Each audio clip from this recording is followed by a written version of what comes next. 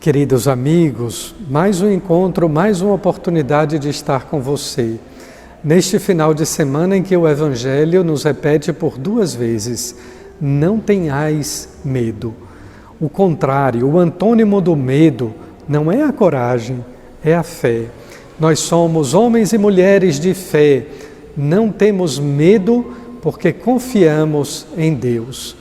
O cristão não vive apenas de sonho, não vive somente ou apenas de utopias, ele vive de esperança, uma esperança que é cultivada pela fé e alicerçada no amor. Um grande abraço e a minha fraterna saudação a todos de paz e bem.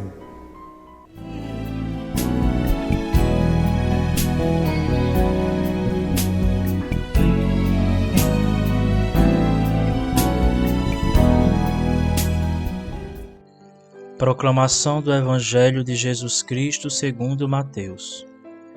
Naquele tempo, vendo Jesus as multidões, compadeceu-se delas, porque estavam cansadas e abatidas, como ovelhas que não têm pastor. Então disse a seus discípulos: A messe é grande, mas os trabalhadores são poucos. Pedi, pois, ao dono da messe que envie trabalhadores para a sua colheita. Jesus chamou os 12 discípulos e deu-lhes poder para expulsarem os espíritos maus e para curarem todo tipo de doença e enfermidade. Estes são os nomes dos 12 apóstolos. Primeiro, Simão, chamado Pedro, e André, seu irmão, Tiago, filho de Zebedeu, e seu irmão João, Filipe e Bartolomeu, Tomé e Mateus, o cobrador de impostos, Tiago, filho de Alfeu e Tadeu, Simão, o zelota, e Judas Iscariotes, que foi o traidor de Jesus. Jesus enviou estes 12 com as seguintes recomendações: Não deveis ir aonde moram os pagãos, nem entrar nas cidades dos samaritanos. Ide antes às ovelhas perdidas da casa de Israel. Em vosso caminho anunciai: o reino dos céus está próximo. Curai os doentes, ressuscitai os mortos, purificai os leprosos, expulsai os demônios. De graça recebestes, de graça deveis dar. Palavra da salvação.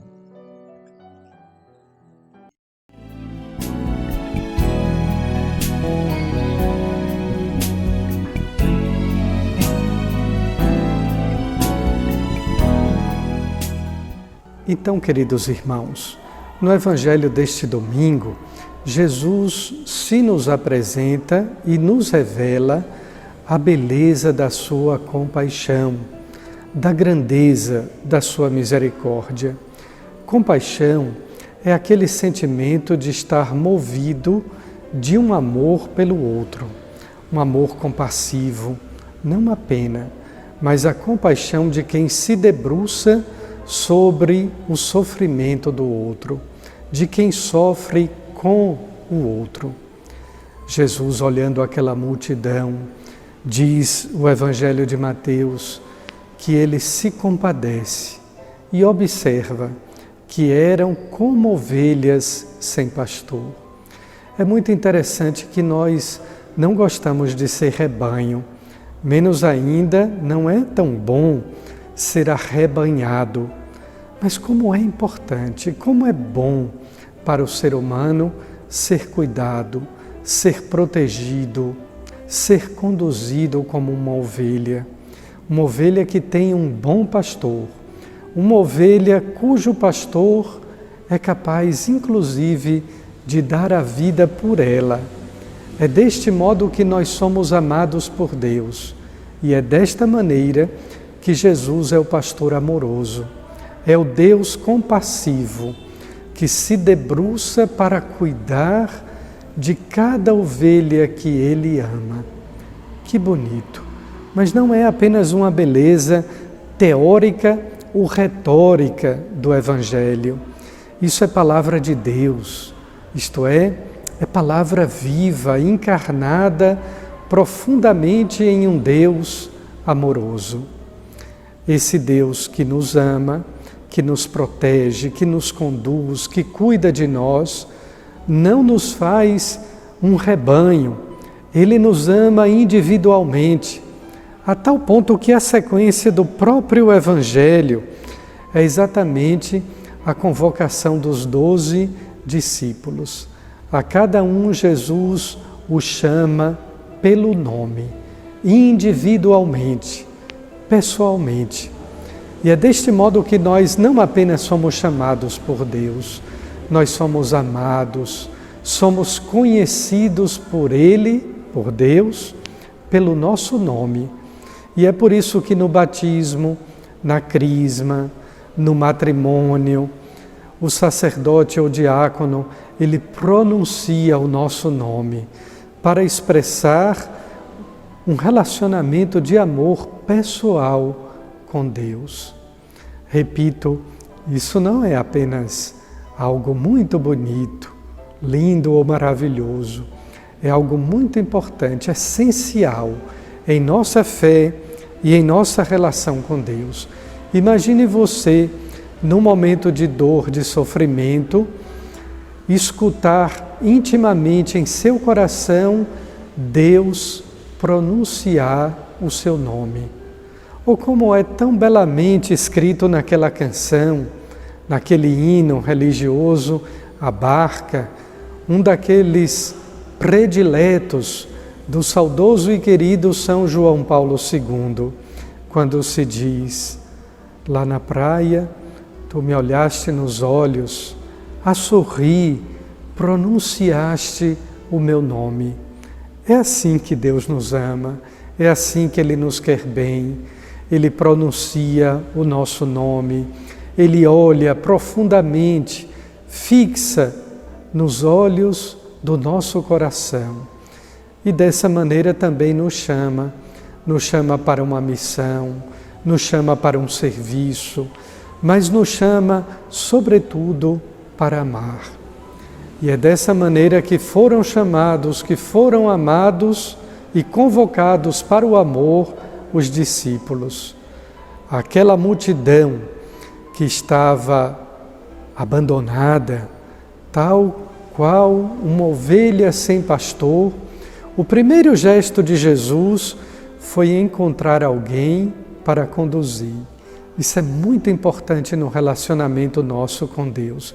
Às vezes nos sentimos até certo ponto esquecidos, abandonados, e eis que Deus manifesta um sinal, se revela através de um telefonema, de uma mensagem, de alguém que nos procura simplesmente para perguntar se está tudo bem, para saber como vai a nossa vida, ou então para nos aconselhar, para nos apontar um caminho que muitas vezes é uma saída em nossa vida.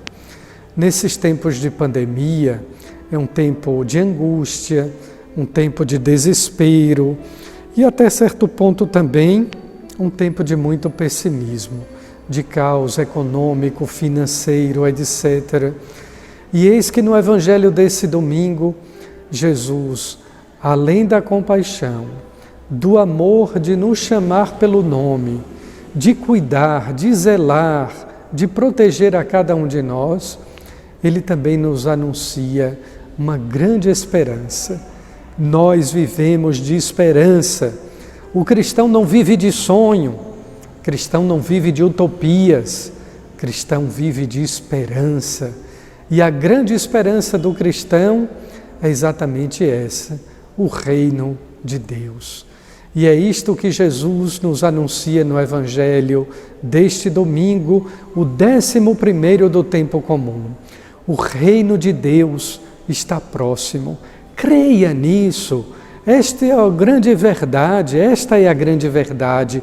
Este é o grande presente, um reino, não um emprego bom, não um salário maravilhoso, não a satisfação prazerosa deste ou daquele problema.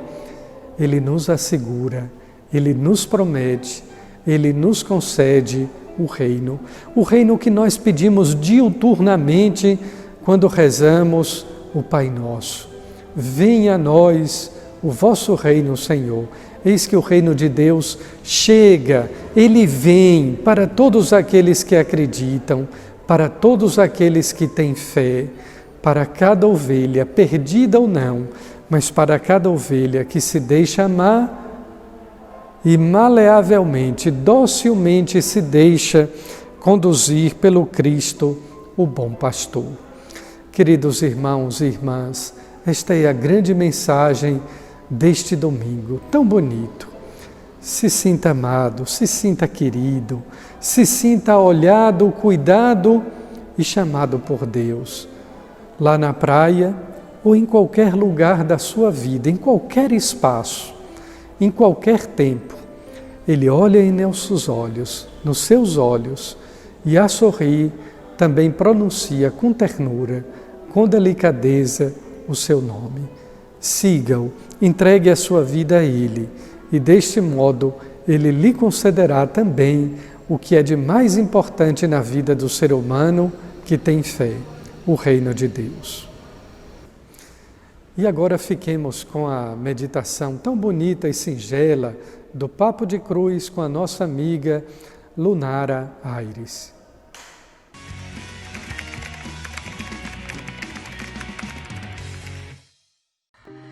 Oi, gente! Tô chegando para vocês com mais um Papo de Cruz, mais uma partilha rica que Deus coloca em nossos corações. E eu quero falar para vocês hoje sobre uma realidade muito comum na vivência dos jovens, sabe? A indecisão. A gente quer muito uma coisa, mas a gente também não solta a outra coisa que a gente gosta demais, que a gente quer demais. É como se a gente não tivesse a maturidade de compreender o que é melhor para nós naquele momento. E para ilustrar sobre isso, eu vou trazer para vocês uma passagem que está no Evangelho de Marcos, no capítulo 10, no versículo 17. Não vou ler toda, mas eu vou resumir para vocês aqui. Jesus estava caminhando e daí, de repente, um jovem rico se joga aos pés de Jesus e pergunta o que é preciso fazer para que ele ganhe um tesouro no céu. E daí Jesus começa logo a explicar uma série de mandamentos que o jovem deveria cumprir, de fato, para herdar, para conquistar, para agradar primeiramente o coração de Deus e, de fato, herdar o reino dos céus. E aí o jovem, na mesma hora, replica: não, Senhor, mas eu já faço tudo isso desde a minha juventude, tá tudo ok. E Jesus então olha para ele e diz, é a parte que eu vou ler para vocês.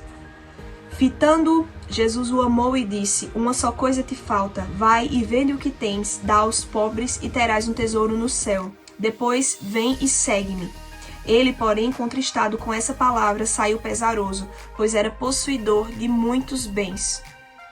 Gente, quanto significado existe nessa palavra, né? Quanto entendimento. A gente precisa parar e refletir que essa passagem não serve para nós apenas para falar dos bens materiais, mas serve para falar de tudo aquilo que a gente carrega em nós e que a gente insiste em não abrir mão. A gente pode ter uma vida, né, completinha dentro dos padrões da nossa visão com Deus.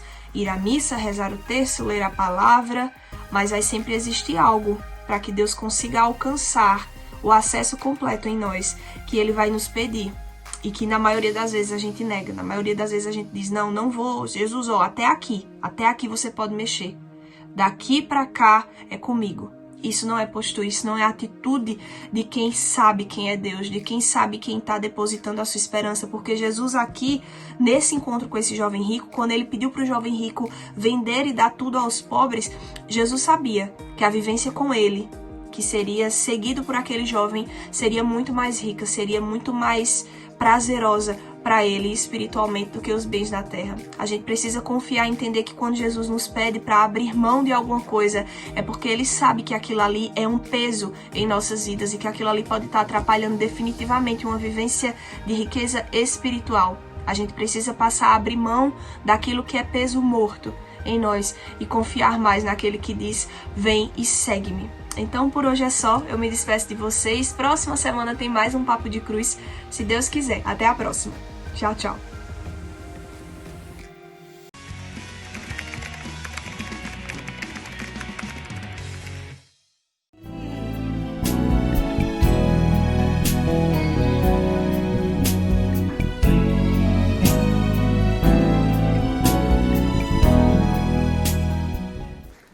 Nesse tempo de pandemia, são necessárias as bênçãos de Deus em nossa vida, especialmente a bênção da saúde.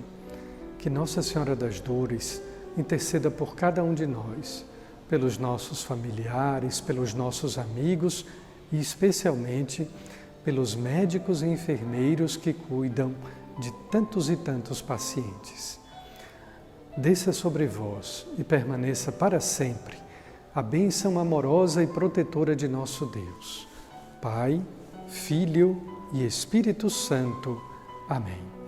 Um bom final de semana. Paz e bem e o meu abraço fraterno.